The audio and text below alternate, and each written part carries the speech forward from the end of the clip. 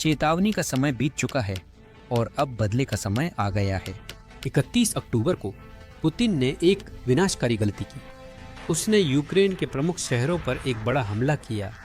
यह जेलेंस्की की बार बार चेतावनियों के बावजूद था कि अगर वह यूक्रेन के ऊर्जा संयंत्रों पर हमला करता है तो मॉस्को सर्दियों में बिना बिजली के रह जाएगा। यही वजह थी कि यूक्रेन का बदला तुरंत और बेहद कठोर था। यूक्रेन ने इस युद्ध का सबसे बड़ा ड्रोन हमला करके जवाब दिया। नतीजा क्रेमलिन के लिए पूरी तरह से शर्मिंदगी थी। सर्दी आने पर देश भर में लाखों रूसी नागरिकों के पास घर गर्म करने की बिजली नहीं है। अब मॉस्को समझ रहा है कि यूक्रेनी बच्चों को कैसा लगता है। रूसी वायु रक्षा की चमक के बीच यूक्रेन के सैचुरेशन ड्रोन हमले ने दिखा दिया कि वह राजधानी की बिजली व्यवस्था ठप कर सकता है। यही वजह है कि पुतिन घबरा रहे हैं, क्योंकि यूक्रेनी शहरों पर 3 साल तक बिना किसी सजा के हमले करने का उनका दौर अब आधिकारिक रूप से खत्म हो गया है। रूस में अब सर्दी आ रही है। चलिए शुरुआत करते हैं। 30 अक्टूबर यूक्रेन के आम नागरिकों के लिए पूरे देश में सबसे डरावनी रातों में से एक थी। रूस ने 650 ड्रोन और 52 मिसाइलें दागीं, जिनमें 6 बैलिस्टिक मिसाइलें भी शामिल थीं। अब यूक्रेन इन ड्रोन और मिसाइलों में से अधिकांश को मार गिराने में सक्षम रहा, लेकिन कुछ फिर भी पार कर गए। इसी वजह से कम 3 लोगों की मौत हो गई, जिनमें एक 7 साल की लड़की भी शामिल है, और इसके अलावा 27 अन्य लोग घायल हो गए। कई शहरों में रूस जानबूझकर यूक्रेनी ऊर्जा प्लांट्स को निशाना बना रहा था। इसी कारण यूक्रेन के कई हिस्सों में बिजली गई थी। इसी समय राष्ट्रपति जेलेंस्की ने पूरी तरह अंधेरे में अपना रात का वीडियो संबोधन देने का फैसला किया। देखिए उन्होंने क्या कहा। आतंक के अलावा ये खुला आतंक है। आम लोग ऐसा युद्ध नहीं करते। दुनिया को रूसी युद्ध पर सही प्रतिक्रिया देनी चाहिए। दुनिया की प्रतिक्रिया। रूसी मीडिया ने इस ब्लैकआउट का जश्न जल्दी मना लिया, जैसा आप स्क्रीन पर दिए बयान से देख सकते हैं। उन्होंने जेलेंस्की के रात के अंधेरे में दिए संबोधन और बिना बिजली वाले यूक्रेनी स्वीट्स का मजाक उड़ाया। बिल्कुल हमेशा की तरह क्रेमलिन मीडिया ने हर बयान में यहाँ वहाँ झूठ भी मिला दिया। आखिरकार रूस का सबसे बड़ा निर्यात उनकी प्रोपेगेंडा है, लेकिन वे बहुत जल्दी चुप हो गए। वे यह भूल गए थे पिछले महीने राष्ट्रपति जेलेंस्की ने पुतिन को चेताया था कि रूस ने हमला किया तो मॉस्को में ब्लैकआउट होगा, और सोचिए क्या हुआ। जेलेंस्की ने अपना वादा निभाया, और वो भी बड़े तरीके से। यह इस युद्ध में यूक्रेन द्वारा किया गया सबसे बड़ा ड्रोन हमला था। सिर्फ संदर्भ के लिए एक सामान्य रात में यूक्रेन रूस के अंदर 50 से 200 ड्रोन भेजता है। इस नक्शे को देखिए। क्या आप गिन सकते हैं कितने ड्रोन मॉस्को जा रहे हैं? ज्यादातर लोग शुरुआत में नहीं गिन पाए। इसे सैचुरेशन स्ट्राइक कहते हैं। दोनों पक्ष युद्ध में इसका उपयोग करते हैं। इसमें आप इतने ड्रोन और मिसाइल भेजते हैं कि सामने वाले के पास एयर डिफेंस होने पर भी वे सब कुछ नहीं रोक सकते, तो नुकसान लगभग तय ही है। शुरुआत में यूक्रेनी ड्रोन उड़ते देख लोगों को लगा कि यूक्रेन करीब 250 ड्रोन भेज रहा है। यह पहले से ही सामान्य से ज्यादा है। बाद में कुछ लोगों ने सोचा शायद ये 400 ड्रोन हैं। यही वह समय था जब रूसी टेलीग्राम चैनलों ने वास्तव में पुष्टि की कि यूक्रेनी हमला 700 से 800 ड्रोन के बीच है, जो रूस के कई अलग अलग शहरों की ओर जा रहे हैं, जिससे यह यूक्रेन द्वारा अब तक किया गया सबसे बड़ा ड्रोन हमला बन गया। रूसी शहरों में आधी रात को सायरन बजने लगे। सुनिए।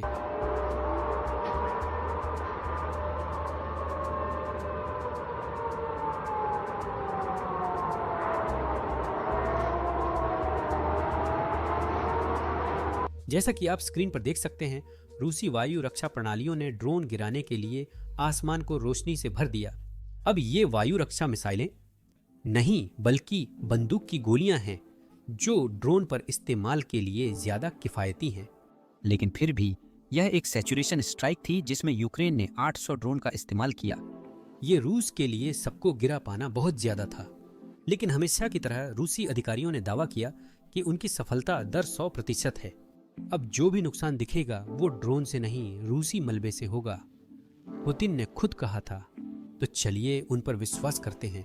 लेकिन मैं आपको बता दूं, ये मलबा बहुत खतरनाक है और इसका नतीजा विनाशकारी रहा। अगला क्लिप मॉस्को से है। मुझे बताइए, क्या आप लोगों को वहां कोई रोशनी दिख रही है?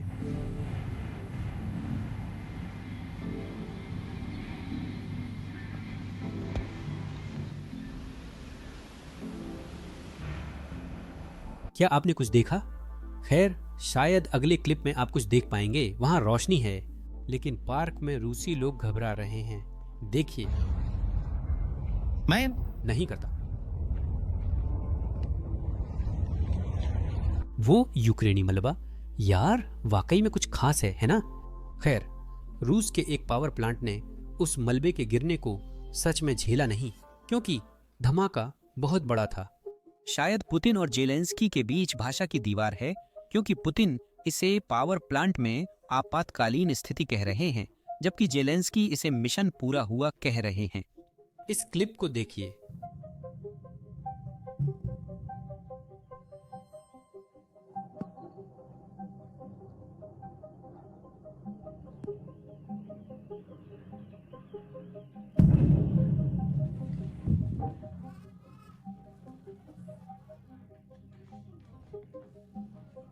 मैंने इसे रिकॉर्ड किया है, देख सकती हूँ। माँ, मुझे डर लग रहा है। उन्होंने तुम्हें वहां उड़ा दिया। माँ, यहाँ आओ। अब इन ड्रोन के मलबे से सिर्फ पावर प्लांट ही नहीं डरते, बल्कि रूसी भी डरते हैं, क्योंकि उस इलाके के कुछ रूसी यह फर्क नहीं कर पाए कि वह ड्रोन है या परमाणु हमला, क्योंकि झटका इतना जबरदस्त था। अगले क्लिप के अनुसार उस पावर प्लांट में धमाका इतना तेज था कि इलाके की रूसी इमारतें हिल गईं। ये रहा वो क्लिप। हे भगवान, ये ठीक मेरे सिर के ऊपर से उड़ गया।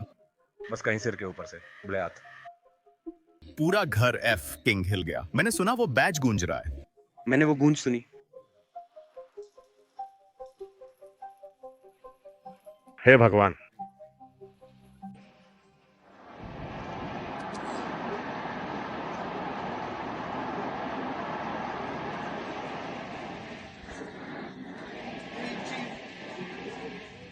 यूक्रेन मॉस्को में बिजली ग्रिड गिरा रहा है, जैसा कि जेलेंस्की ने वादा किया था, और इसके लिए पुतिन तैयार नहीं थे, क्योंकि पिछले 3 सालों से यूक्रेन के पास मॉस्को के अंदर पावर प्लांट्स पर हमला करने की लंबी दूरी की क्षमता नहीं थी। अब युद्ध रूस और रूसियों के घर पहुंच रहा है। देखिए, रूस को सिर्फ यूक्रेन ही नहीं, भगवान भी इसकी कीमत चुकवा रहे हैं। कुछ ही दिन पहले मॉस्को के ऊपर एक उल्का फटा और उसके टुकड़े पूरे शहर में बिखर गए। देखिए, ये रहा वीडियो। भगवान पुतिन से खुश नहीं है।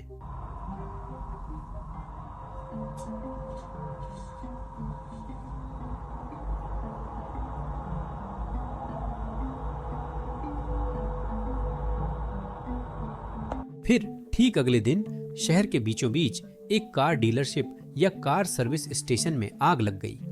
आग के बाद का नजारा समझना मुश्किल है। ये ऐसी आग नहीं लगती जो किसी कार डीलरशिप में लगनी चाहिए। देखिए जरा,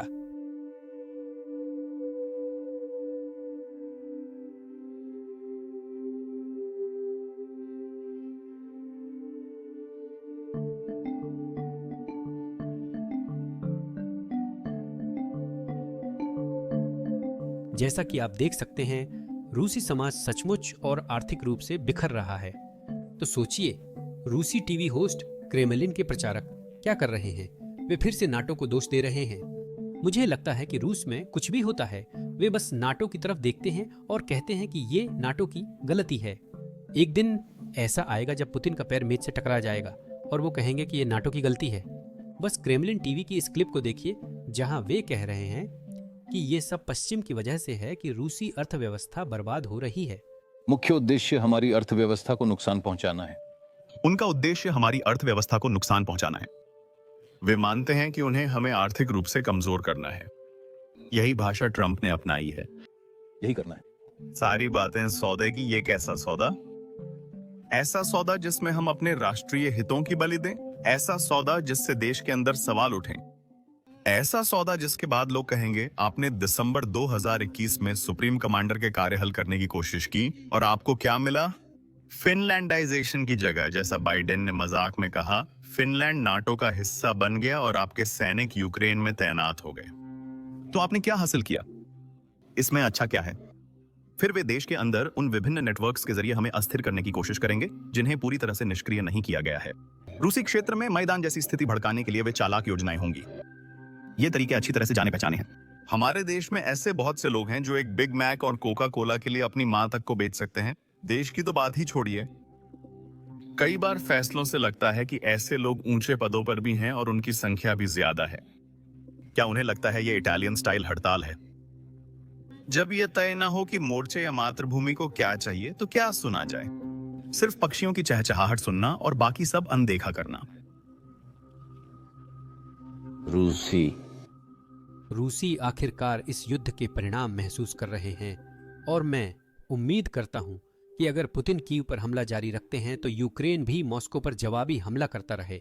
यही तरीका है जिससे आप डर पैदा करते हैं और यही तरीका है जिससे आप पुतिन जैसे व्यक्ति को रोक सकते हैं जो ताकत के अलावा कुछ नहीं समझते।